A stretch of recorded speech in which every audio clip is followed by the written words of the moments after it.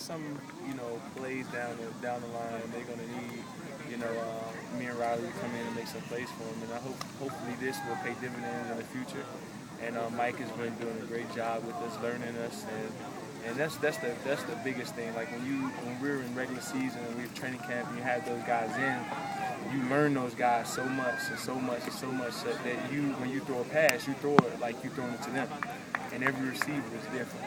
And learning our chemistry, me and Riley and a couple of other guys, is going to help Mike in the future because they're going to be able to establish their chemistry with Macklin and Deshaun once everyone gets back. Jason, you've been catching balls, everything since you first got here, but year you've been working yourself more and more into the rotation, becoming more of an integral part of this team. Obviously, you hope Deshaun and Jeremy come back, but if not, you still got to go. No, I'm still gonna go.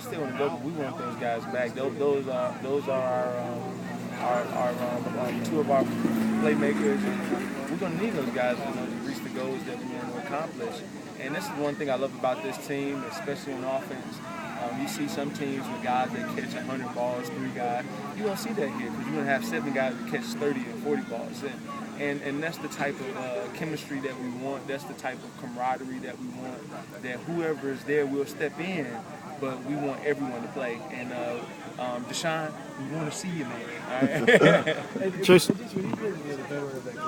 When he does come back, if he's still unhappy about his situation, do you have to say anything to him like, just play ball and do what you do and worry about the other stuff later? And is there anything that you as teammates need to do to kind of keep him focused on handling his business? We will talk to him about certain situations, but we got to treat grown men like grown men. And he's of age. He's going to have to handle his own contract business. He got to go with the things that that he feels strongly about. But when it comes to affecting his play and going hard and stuff like that, as far as a teammate, when he comes here, he knows what's tolerable and what's not. And his play being affected because of contract issues, that's not something that's going to be smiled upon here. And so when he gets here, he's going to be ready to work no matter what his contract issue is, and that's what we expect of him. And he knows that. Jason, you got done what you would have expected him to Riley's do been playing great. From rookie to second year. He's been playing great. His concentration has been great. He's been the best hands in his camp so far. And I just, from day one, as a receiver, you can see when someone's locked in on the ball. And Riley's been locked in on the ball. He's been having guys draped all over him and still catching it. And I think that his, maturation process has been outstanding from first year to second year. You got a lot of work in against Rogers Cromartie today. Mm-hmm. What's your impression of him as a corner, and how beneficial is it for you guys going up against these corners every day?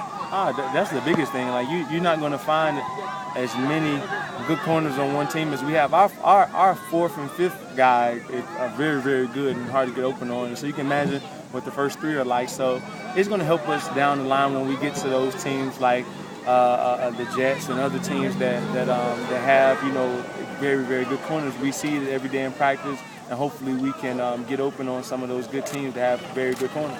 Does that also add to the intensity in camp, kind of the rivalry of going against those guys and them talking back and forth and all that? Does it help you get more intensity out of camp? Yeah, it definitely does. When you see the instigator, Asante Samuel, revving up his guys, trying to get them pumped up to play. It's very, very, like you said, intense, and it gets our motor going.